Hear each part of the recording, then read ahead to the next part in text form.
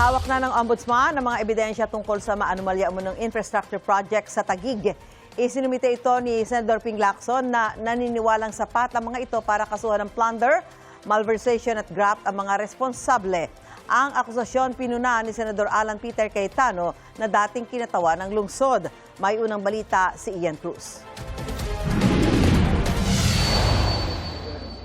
Isinumite na raw ni Senador Ping Lacson at kanyang team sa Office of the Ombudsman ang mga ebidensyang kanilang nakalap tungkol sa umunoy mga questionabling infrastructure projects sa Taguig City na baluarte ni Senate Minority Leader Senador Alan Peter Cayetano. Naniniwala si Lacson na sapat na ang mga ebidensya para magsampa ng mga kasong plunder, malversation at paglabag sa anti-graft law laban sa mga responsable.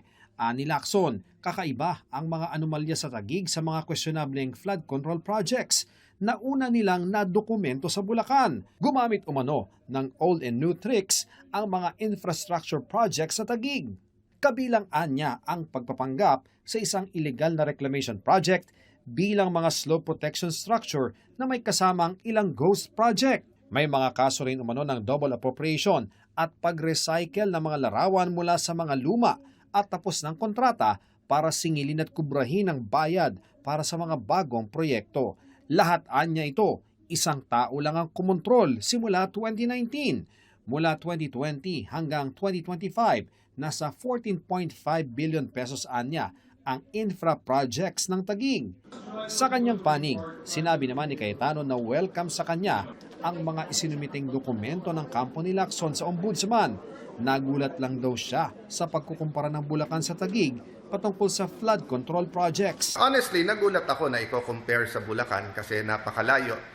Witness ang buong kababayan namin sa Taguig at lahat ng nagiging bisita ang produkto ng good governance for wala pa naman 20 years, no? 2010 till now and ako 1998 till now bilang congressman. Nauna nang sinabi ni Cayetano na walang ghost project sa Taguig. Sabi niya, malisyoso ang akusasyon. But from my point of view, it's malicious because nga hindi ko alam kung ano exactly at bakit ganun ang accusation at bakit suddenly etc. But as I told you, always ready to face the consequences. May cost parati po talaga ang lahat ng ating pakikibaka, ang lahat ng ating struggle, maging opposition, mga administrasyon. Ang asawa ni Cayetano na sila ni Cayetano ang kasalukuyang mayor ng Taguig. Sinusubukan pa naming makuha ang panig ng Taguig LGU sa pahayag ni Lacson. Ngayong nagsumite na ng dokumento sa Ombudsman si Senador Lacson patungkol sa Taguig. Iimbestigahan pa rin ba ito ng Senate Blue Ribbon Committee? Yung kay Senator Ping po, choice niya po yun. Alam nga ba naman, agawin ho namin sa Ombudsman, nasa Ombudsman na po yun. So, hindi ho kami papakialaman ho namin.